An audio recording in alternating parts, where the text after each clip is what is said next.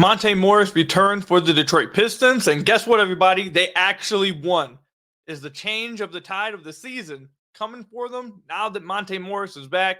We're going to talk about that and his return in today's episode of the Locked On Pistons podcast. You are Locked On Pistons, your daily Detroit Pistons podcast. Part of the Locked On Podcast Network, your team every day.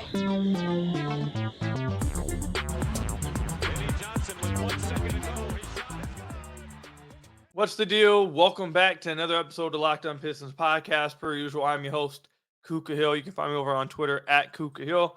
I want to thank you guys for making Locked On Pistons your first listen of every single day. We're free and available on all your podcast platforms. If you haven't already, head to the YouTube channel at Locked On Pistons. Hit that subscribe button or leave us a 5-star review whatever podcast platform you're listening to this on. And today's episode is brought to you by PrizePicks, the easiest, most exciting way to play daily fantasy sports. Go to PrizePicks.com/LockedOnNBA and use code all lowercase LockedOnNBA for a first deposit match up to $100. Monte Morris returned for the Detroit Pistons in their win against the Charlotte Hornets. We're going to talk about his impact in this game and how the Pistons played within this game. Then I want to talk about a concerning something that came up within this game, something that was heightened watching this game, a concern of mine for the Detroit Pistons, and could a win streak be on the way for the Detroit Pistons. We'll talk about all that in today's episode. Also, I want to apologize. Me and my wife were sick. We got COVID. You feel me? So I may sound, a little snuffly. I'm sorry if that's the case. But just want to apologize for that before we get into anything.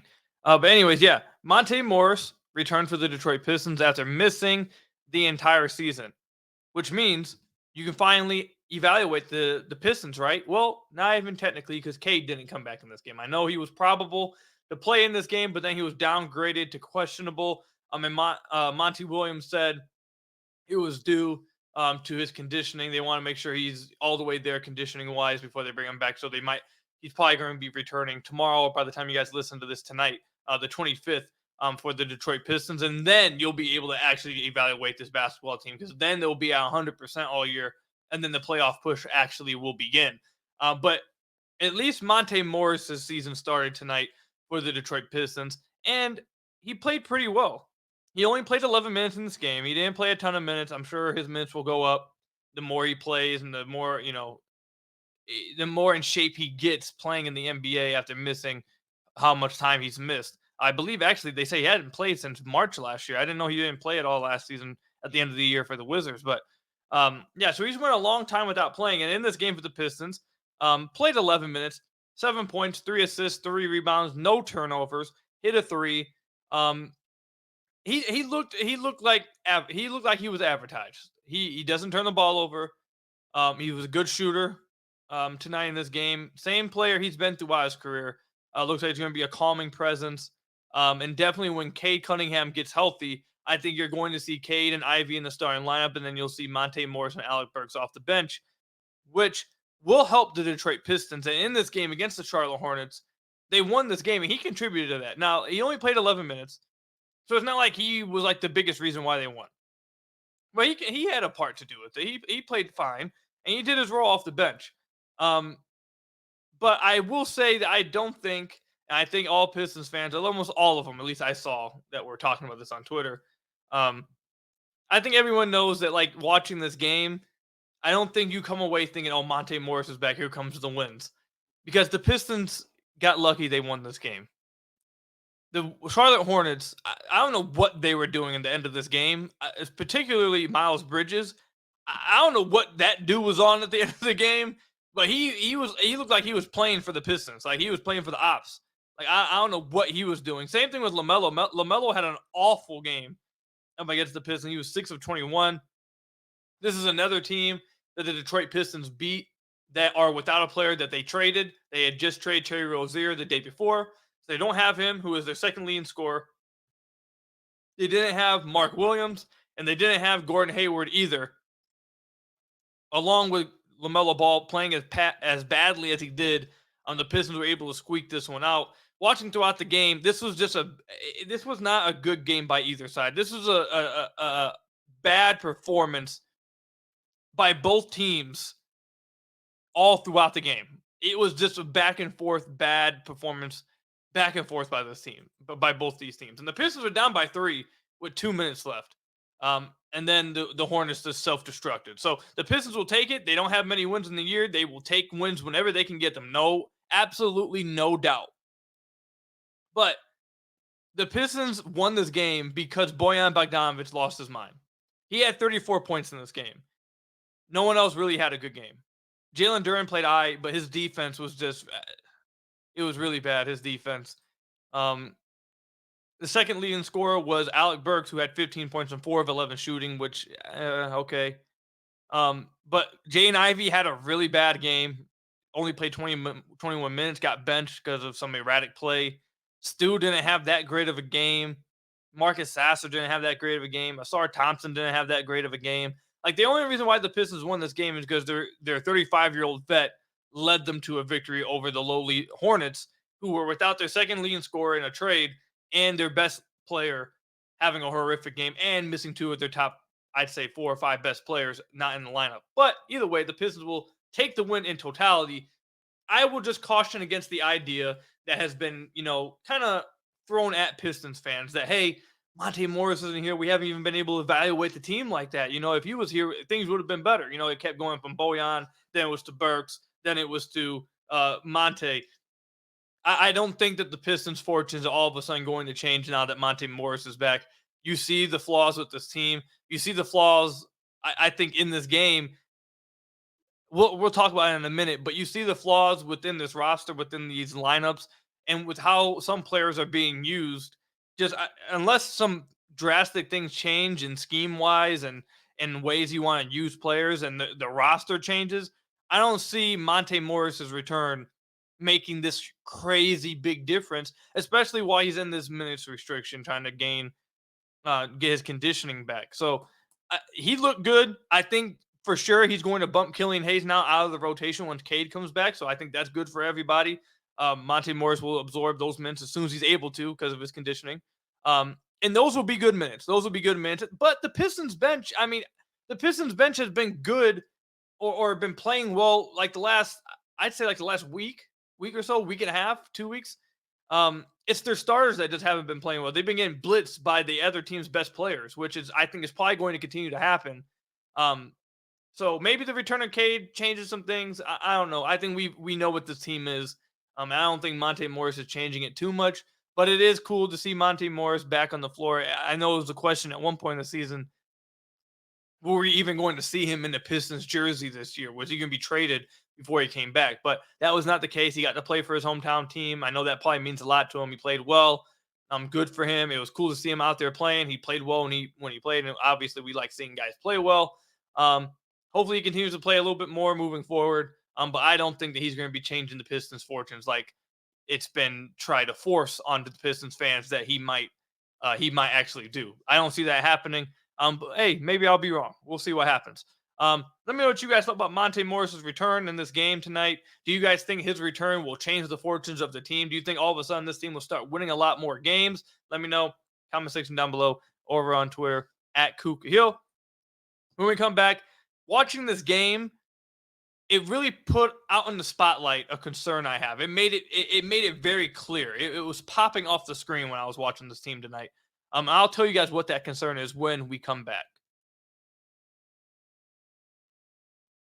But first, I've got to tell you guys about one of our sponsors, and it's my favorite sponsor, PrizePicks. It's the largest daily fantasy sports platform in North America. They're the easiest and most exciting way to play daily fantasy sports. It's just you against the numbers. Instead of battling thousands of other players, including pros and sharks, you pick more than or less than on 2 to 6 player stat projections and watch the winnings roll in. The best thing about PrizePicks, actually, there's 2 really great things about PrizePicks that really jump off the page for me. The first thing is that there's cross-sports entries, and just about every sport is on this app. You can do football and basketball. You can do football and soccer. You can do football and baseball, basketball and baseball. You can do basketball and esports. It's crazy. You can do everything on this app, and you can do it cross-sport entries. It's amazing, makes it a lot more fun. But I think by far the best thing about PrizePicks, if you're someone who's been involved in daily fantasy sports, you know that injuries can absolutely wreck everything for you. But with PrizePicks, they offer a reboot policy, so your entries stay in play even if one of your players gets injured. For basketball and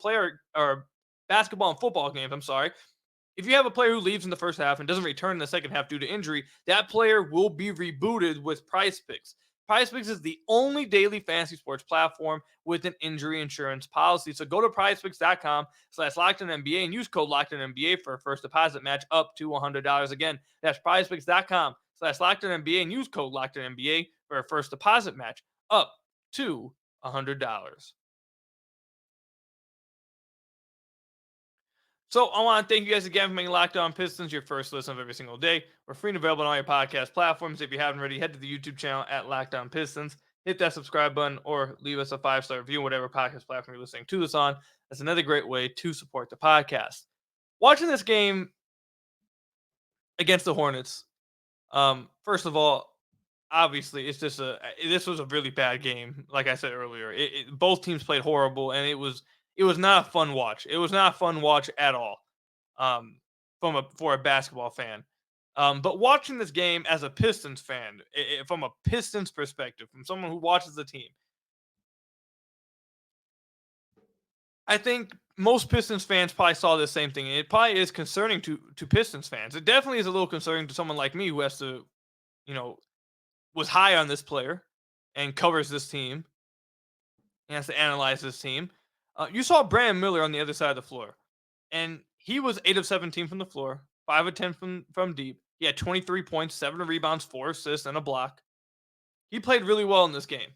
And I think all my listeners who have listened since the offseason, I was not high on Brandon Miller coming into the draft. I thought he had a lower ceiling, and I questioned his ability to finish around the rim. Now, he has not been a good finisher around the rim. That is true.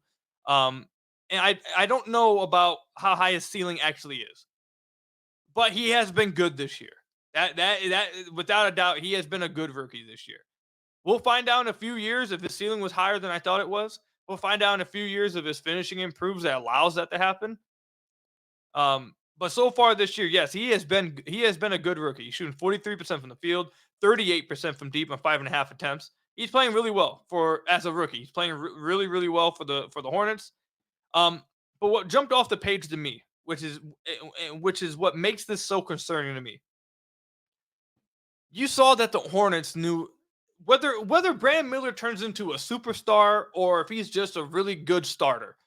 Whatever he turns into, you can see very clearly what the Hornets want from him. You can see very clearly what the Hornets' plan is for him, how they want to use him, that they're putting him in positions to succeed. They want to see stuff from him. They're putting him in on-ball situations. You saw him create for other players at times. You saw him get put into pick and roll action. You saw him isolate against other bigs. You saw him hit, catch, and shoot threes. You come off ball screens and shoot threes. Like, you see that the Hornets are prioritizing his development, and they're prioritizing, maybe not prioritize, they are prioritizing his development, but they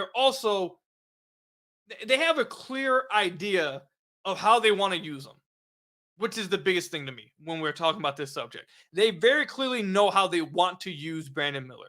Like, there's no question of, oh God, we don't know how we're going to use this guy. Like, I don't know what to do with him. That's not a thought process. Watching this game, you see very clearly the Hornets are not only prioritizing his development, but they know how to use him. And then you go to the other side of the floor, and you go to the Pistons' 5th overall pick, and Ausar Thompson, who only played 26 minutes compared to Brandon Miller's 39. Brandon Miller played 39 minutes for the Hornets. Ausar Thompson plays 26. Brandon Miller shot 17 times. Ausar Thompson shot 4 times. Brandon Miller had 23 points. Ausar had 7. Brandon Miller had 8 rebounds. Or 7 rebounds. Ausar Thompson had 2. You can just go up and down the list. And this is not about me being lower on Ausar or being concerned about Ausar individually, the player. Because we have seen Ausar at times this year, at the beginning of the year more particularly, the first 11, 12 games, where he was playing really well. He was averaging 12 points, 10 rebounds. I I think it was like 3 assists, 4 assists to 2 steals, 2 blocks. Like he looked as advertised and exactly how I wanted him. Maybe not exactly. I thought there was still plenty of ways you could use him. But he was giving minutes. He was giving the minutes to impact the game. And he was impacting the game the first 12 games. But ever since that first stretch of the season, I am incredibly worried that at the end of this season, at the end of the year, when I record a podcast and I say my saddest takeaways, because that podcast will be coming. It's not going to be my best takeaways from the season because this team's going to be the worst team in the league. They might have the worst season in NBA history. So we're not going to be having one of those at the end of the year. At the end of the year, I will be recording my saddest takeaways from the Pistons season. And I am extremely worried that my number one saddest takeaway from this team this year will be they completely wasted a year of Ausar Thompson. And again, it's not. Go back to what I said about how the Hornets knew. You can very clearly see that they know how they want to use Brandon Miller. The way when you watch the Pistons play and you watch Ausar Thompson, it has been clear. Now, maybe whether Ausar becomes a great player or not, we don't know yet. Maybe he doesn't become a great player. Maybe he just doesn't become one because he's just not good enough. Maybe he does become one. We don't know yet. But what has become very clear, I'd say over the last 2 months, is that this coaching staff does not know how they want to use Ausar. And maybe it's because they don't think Ausar is good enough to do certain things. Maybe it truly is that he's such a unique player that they're struggling to figure out how they want to use him. Like, whatever the case is, I think it's completely fair for anyone who's watched the last 2 months to come away saying they clearly do not know how they want to use Ausar. They don't know what is the best way to use Ausar. There was a good month stretch there where Ausar was barely playing. He was playing 15 minutes a game. There was a good stretch where that was happening.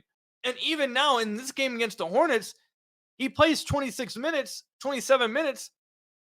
And for the large majority of those minutes, I'm sitting there thinking like they have no clue how they want to use him. He looks so clearly when he's on the floor, more than half the time, I'd say, like a square peg trying to fit into a circle hole. Like, I feel like that is what I come away thinking about watching Ausar every time I watch the Pistons. Maybe not every single time, because he has had a few good games over the last few weeks. But most of the time, I just feel like they don't know how they want to use him. And the concern with that is not only that I feel like they're going through a season. What is something you can say that Ausar's developed from the beginning of the year to now? Like last year, you could say with the Jane Ivey that you saw him developing his on-ball reps. You could see that he was getting better in the in-between game. Didn't become fantastic at it, but he was better at the halfway point of the season in between game than he was at the beginning of the year. You saw he was better handling on-ball reps in the halfway through the year than he was at the beginning of the year. Like, you saw those things develop. Jalen Duren, you saw him get better in areas by the middle of the year, or things that they had tried to develop with him by the middle of the season. What is that with Ausar? What have you seen them try to develop with Ausar? What they haven't developed a role for him. There's not like he's been fed like on-ball reps and let's see how he did at the beginning of the year with these on-ball reps. Is he getting better at it now? That hasn't happened. He hasn't been fed on-ball reps. He's barely been used in the screen and roll game. So every time, this is how you know he's barely used in the screen and roll game. Because every time he is using it, that one time per game, we all lose it on Twitter. I tweet about it, and I see Pistons fans lose it. Oh my God, Ausar was using it. That's how you know that they barely use them in screen games, because the one time they use it when it works, everyone loses their minds. Because it's like, oh my God, it worked. And then they don't do it again. They're not developing a role for him. They're not developing a skill set for him. It's not like they have. I mean, maybe you could try to say, oh, they're putting him in the corner and tell him to shoot threes because they want him to develop the three-point shot. I don't buy that. But if you want to try to take that and force that as an argument, I mean, go ahead and try. I think it would be a horrible one. So they're not developing anything with Ausar, I feel like. They're not developing a role, and they don't know. This coaching staff, it seems clear to me they don't know how to use them.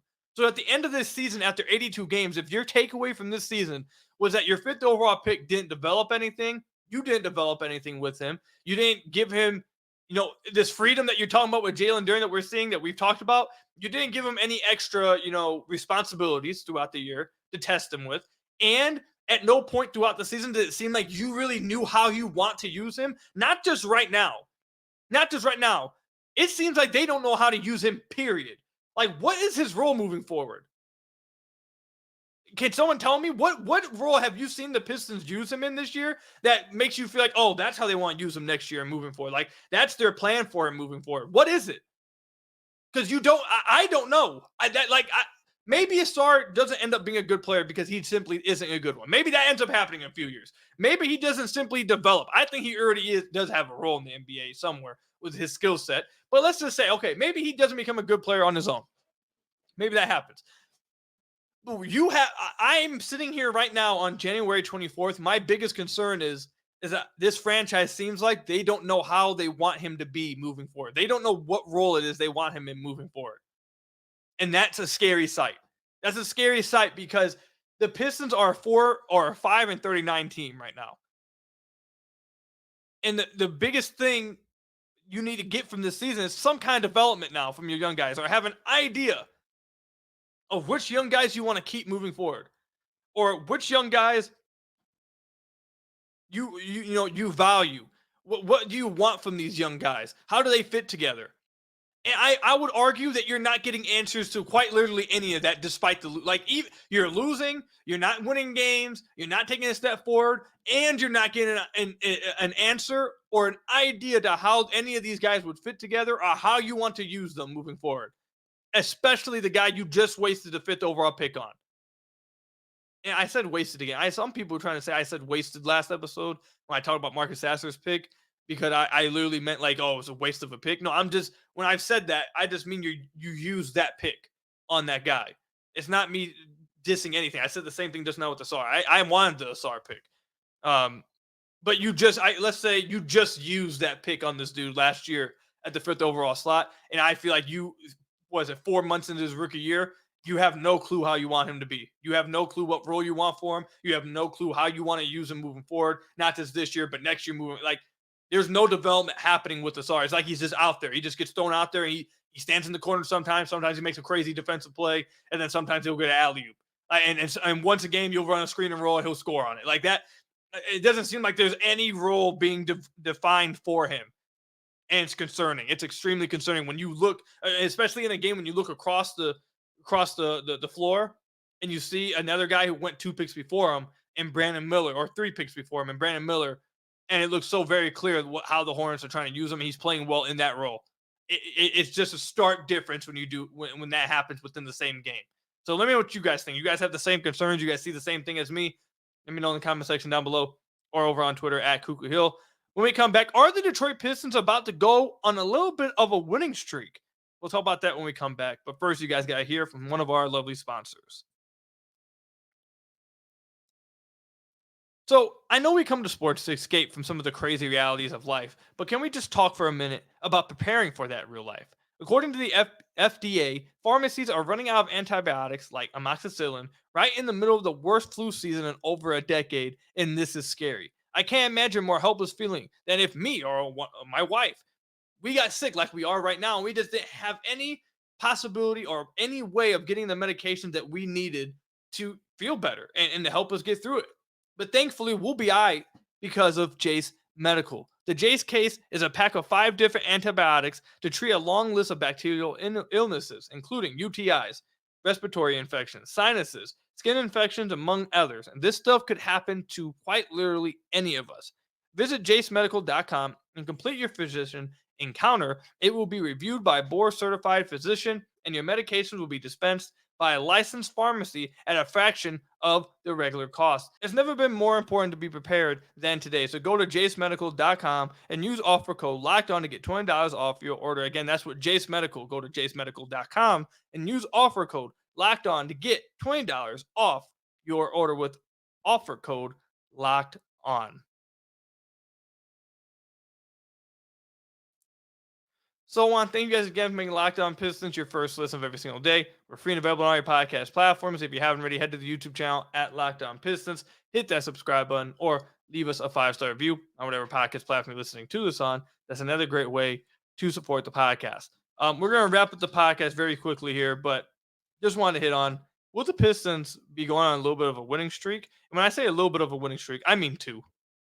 Just a 2-game winning streak, because they haven't done that this year. A 2-game winning streak would be just like it would be out of this world. It would be.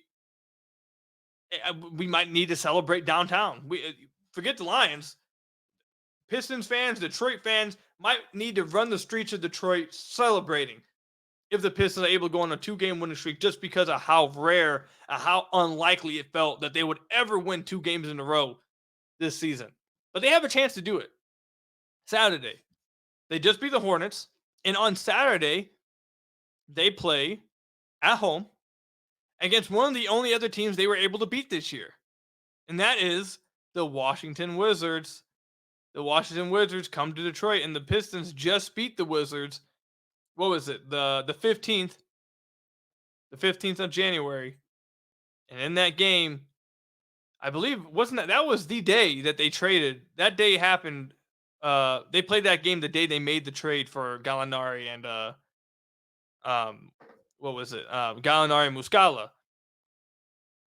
So I mean, that's another day. You know, every single win the Pistons have has come, or at least since the first 2-1 start.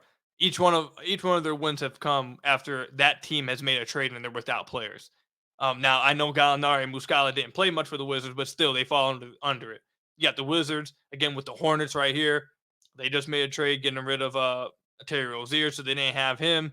What was the other team that the Pistons won again? Oh yeah, the Raptors. That's right. The Raptors made that trade with OG Anunoby, and they were without all those guys and didn't get any of those players back yet. And they won that game. Anyways, though, the Pistons beat the Hornets. They play the Wizards at home on the 27th, so they don't play again until Saturday. They get a long break. You know, they get Thursday, Friday off, 2 days rest, and they come in at home against the Wizards, a team that's not very good. That, who knows, maybe over those next few days they make a trade, because Kuzma could be getting moved anytime now. Like, that could be happening. So maybe that team makes a trade. Even if they don't, Pistons just beat them. Pistons will be at home. They'll have Monte Morris. They'll have Kate Cunningham. They'll be at 100% health. So if there was ever a time for them to go on a winning streak, it would be Saturday. We were told all year that there's a 100% health team, and once they get there, then you can really start evaluating this team. It would be a different season if everyone was healthy. Well, here's your chance.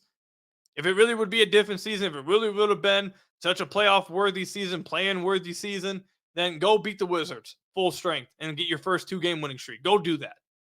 Go do that. Because if you do that, I'm not going to lie to you. If you do that, nothing's going to change. But at least you'll be able to say you won 2 games. Okay? That's, at least you can do that. Nothing's going to change. I almost was going to lie to you guys and say, oh, yeah, this will happen. No. Nothing's going to change about it. But at least you can say you won 2 games in a row. And you can have some kind of, I guess, excitement that, hey, maybe if this team was healthy all year, they would have won 10 games instead of 5 by now. So maybe that's something you can come away with if they're able to do that. So I don't know. I'm going to go ahead and take a guess they lose to the Wizards, though. I don't think they're going to beat the Wizards. But we'll see what happens. You guys think they're going to go on a little bit of a winning streak, 2-game win streak, beat the Washington Wizards at home on Saturday? Let me know in the comment section down below or over on Twitter at KukaHill. That's all I've got for you guys today. Thank you guys for making Locked On Pistons your first listen of every single day. Free and available on all your podcast platforms. Hit that subscribe button on the YouTube channel. Leave us a 5-star review, whatever podcast platform you're listening to this on. And until next time, I'll see you guys later. Stay safe. Until next time, peace out.